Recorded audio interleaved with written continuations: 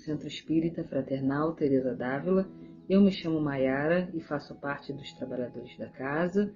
Estamos aqui para mais um encontro com o Evangelho de Jesus. Para hoje, nós vamos falar sobre o capítulo 21, Haverá falsos cristos e falsos profetas, no item 10, os falsos profetas da erraticidade.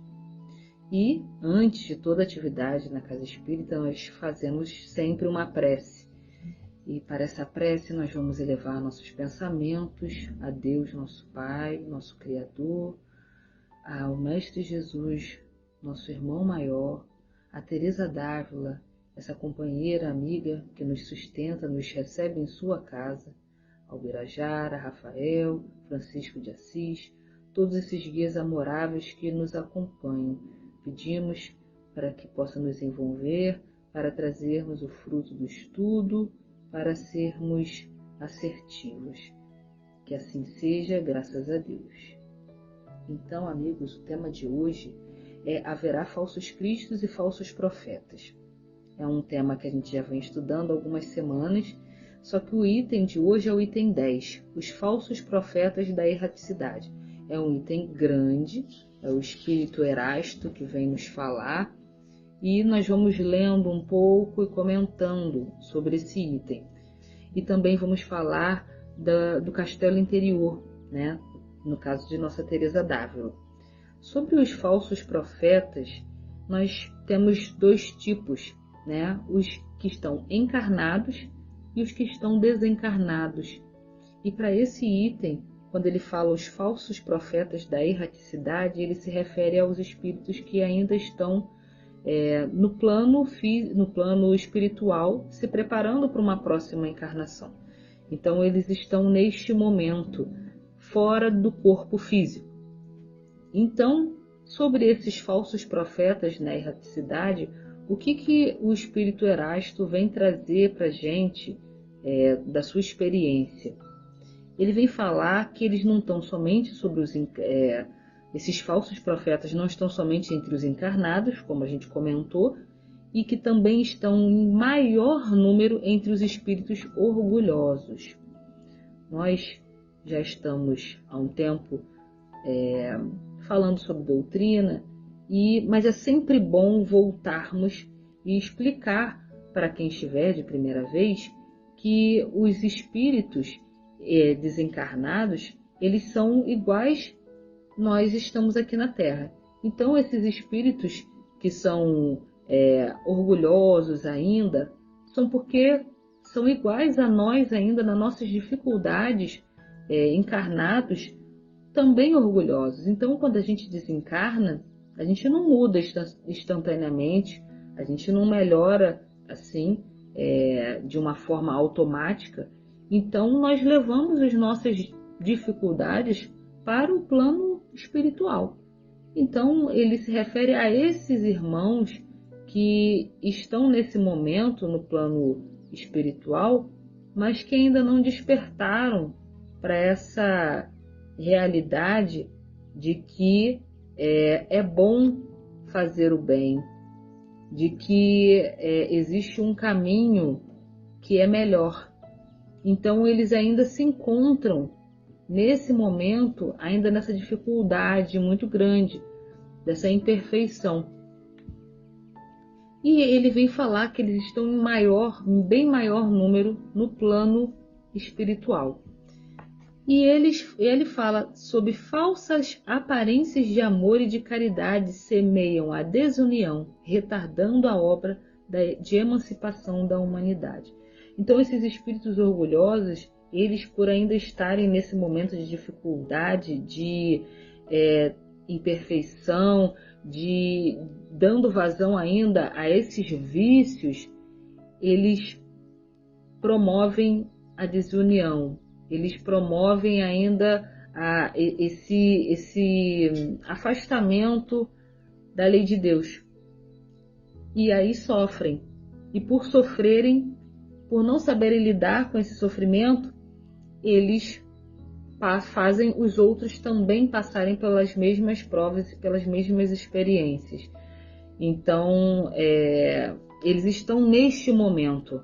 É um momento que não é permanente, mas que precisa de uma coragem muito grande para despertar da consciência e trazer para uma evolução, para um progresso. Só que esses irmãos, nesse momento, eles se encontram nessa situação.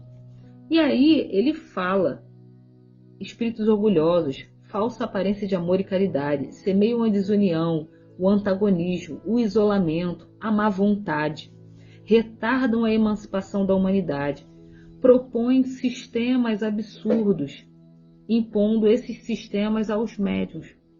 Então, nós médiuns, ou todos nós que sofremos algum tipo de influência, nós sofremos essas influências porque elas estão muito próximas ao que ainda nós somos, ao que ainda nós apresentamos. Então precisamos ter um cuidado redobrado com o tipo de informação que chega para nós. O que essa informação está trazendo? Ela está trazendo consolo? Ela está trazendo a verdadeira fraternidade? A união entre os grupos? O que a mensagem está sendo dita? Qual é o teor da mensagem? Qual é a essência da mensagem que está sendo trazida para nós? Né? Eles impõem esses sistemas que acabam nos levando à obsessão, à fascinação e à ilusão. Então o médium ele também precisa saber que ele está sujeito. Por quê? Porque o canal dele está aberto e, como nós estamos muito mais próximos dessas imperfeições, ainda desse orgulho, dessas vaidades, então a gente precisa ficar muito mais vigilante. Todos nós, não só os médiuns, todos nós. Então, a gente que recebe a informação, né, diretamente, ou nós que estamos numa reunião, estamos em algum grupo, estamos em algum contexto, num trabalho dentro da casa espírita. Às vezes as conversas estão indo para caminhos que não são os caminhos da fraternidade, do amor, da união. Então, a gente precisa avaliar isso. O que está sendo colocado? Será que essa mensagem está unindo o grupo ou ela está trazendo inimizade, desunião, um estranhamento, um mal-estar, a má vontade, o desânimo? Poxa, para que eu vou lá? Poxa, será que meu trabalho é importante? Todos nós somos importantes. Todos nós. Então a gente precisa observar isso, que os espíritos superiores, os nossos guias e mentores, eles são mais evoluídos que nós. E eles vão trazer para nós uma mensagem de bem-estar. Às vezes puxam a nossa orelha quando a gente está indo por um caminho assim desatento, distraídos, mas eles querem o nosso bem. Então a mensagem que vai ser trazida vai ser uma mensagem que vai engrandecer, que vai consolar, que vai nos sustentar para o bem, nesse propósito. Então eles não vão trazer coisas absurdas, não vão trazer respostas prontas, um trabalho de... Como é que hoje a gente tem falado muito, de facilidade. Não, eles vão nos trazer um esforço, o estudo, o exame pelo bom senso e a razão, o estudo, a meditação, a reflexão sobre aquele tema, o trabalho, o contato uns com os outros dentro da tarefa. Então eles vão nos propor aquilo que vai nos fazer melhorar como espíritos imortais, que é o contato, que não é o isolamento, que é a união, é o esforço. É claro que esse trabalho, esse contato, ele muitas das vezes ele traz um desconforto, porque nós somos diferentes, muito diferentes uns dos outros. Mas é isso que vai fazer com que nós possamos crescer, evoluir, né? E aí ele vem falar para a gente ter cuidado com elogios exagerados, com a vaidade, com controle. Controle. ele vai nos propor realmente a gente olhar para dentro de nós e ver, poxa, mas será que isso faz sentido? Ah, mas o que o palestrante falou, tá, o palestrante pode ter falado, mas eu preciso ver se aquilo se aplica na minha vida.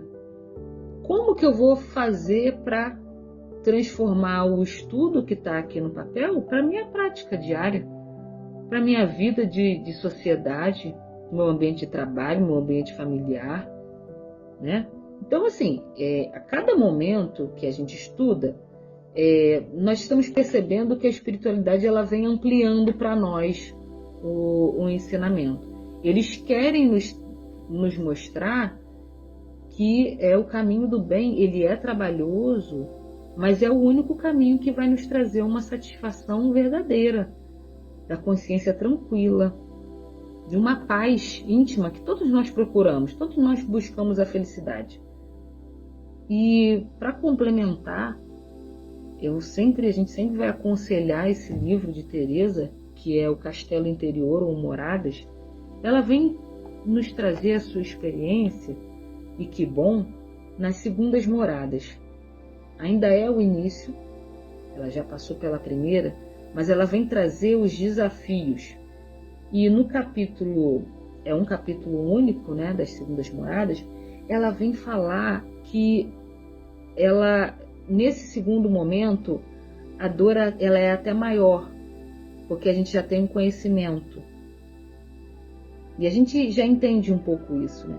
Quando a gente ingressa numa tarefa na casa espírita, quando a gente ingressa numa tarefa na vida, né, que vai nos fazer superar algum obstáculo, algum desafio, geralmente não vai ser uma tarefa fácil, porque é justamente a superação de uma dificuldade que nós temos, de algum estudo que ainda não adquirimos, e isso é natural. Querer o caminho mais fácil é que não é o natural. E às vezes nós estamos embrenhados em situações que nos oferecem o tempo todo o caminho mais fácil. O tempo todo o caminho mais fácil, os atalhos. E a gente tem que ter muito cuidado. Às vezes as propostas são tentadoras, mas voltamos aos espíritos, a Erasto. Exame do bom senso e da razão. Exame do bom senso e da razão. A gente não deve ficar, se cansar de examinar, de usar nossa reflexão, o nosso poder de reflexão, não aceitar tudo sem exame. Ah, mas é uma pessoa de muita confiança. Mas essa pessoa também erra. Então a gente precisa ter esse esforço e não deixar na mão de outras pessoas as decisões que cabem a nós fazermos. Esse é um processo muito íntimo. Às vezes a situação, para mim, eu não tenho a mesma leitura do que o outro. Então eu não posso responder pelo outro, e o outro não vai responder por mim. Nós temos vidas diferentes, nós carregamos as nossas bagagens, nós temos missões e propósitos diferentes. E cada um é importante. Todos nós somos importantes. E a gente precisa lutar a favor de nós mesmos. Com certeza nós não estamos desamparados. Tem uma coisa que é muito importante de Teresa, que ela fala aqui no item 6, determine-se energicamente a lutar contra todos os demônios, ela coloca como essa palavra, né? Na convicção de que não há melhores armas que as da cruz. Seja viril, seja homem, e não faça como os que se deitavam de bruços para beber, quando marchavam para o combate. Então, ela está falando aqui sobre essa luta incessante que nós precisamos ter, essa vigilância. Porque quando nós abrimos, nós perdemos o foco, nós ficamos distraídos. E ela fala da valorização do tempo que nós precisamos ter. Ela também fala, que é uma coisa que eu acho importante, todo o empenho de quem começa a ter oração, e nunca o esqueçais, pois é de suma importância, há de ser trabalhar e determinar-se a conformar sua vontade com a do Senhor, dispondo-se com toda a diligência possível. Então, ela fala para a gente buscar sintonia com o Senhor, a nossa vontade sintonizar com a vontade do Senhor. Porque às vezes a gente não sabe ainda qual é o melhor, mas para a gente ter essa confiança de que se a gente confia que temos uma supervisão que não falha, com certeza um direcionamento não vai falhar. Mas confiar, fazer a nossa parte, ser forte, como ela falou, corajoso, mas confiar de que nós não estamos desamparados, não estamos sozinhos. Ela fala para a gente não desanimar. Podemos ter momentos, mas para a gente confiar, se entregar de que não estamos desamparados, não estamos sozinhos. Então ela fala, façamos tudo o que estiver em nossas mãos para evitar retroceder nessa jornada. E só o finalzinho, a fé sem obras, que valor pode ter? Então que a gente possa sempre aliar o nosso estudo com a prática. E é nas coisas simples da vida. É na família, é na casa espírita, é no trabalho profissional. Possamos ter coragem para enfrentar as nossas questões, em confiar em Deus, saber que nós não estamos desamparados. Então vamos agradecer o suporte da espiritualidade amiga junto a nós. Querido Mestre Jesus, querida Teresa, Rafael, Birajara, Francisco, esses guias amoráveis que nos acompanham, nos sustentam, nos carregam no colo em vários momentos. Agradecemos por essa oportunidade de mais um estudo, que nós possamos estar atentos ao que nos chega, possamos refletir sobre tudo, e pedirmos ajuda quando estivermos necessitados, quando estivermos nos sentindo desanimados. Fica conosco, Senhor. Vamos confiar muito mais. Que possamos então encerrar este momento com muita gratidão. Que assim seja, graças a Deus.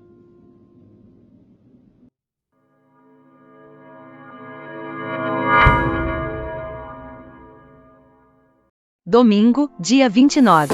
Primeiro encontro espírita sobre mediunidade do Cefeted, de 8h30 às 13 horas. Tema do encontro: existem espíritos? Esperamos por você e sua família. Após o encontro, teremos um delicioso almoço. Lembramos que o encontro é gratuito e o almoço custará R$20. Ajude a nossa casa.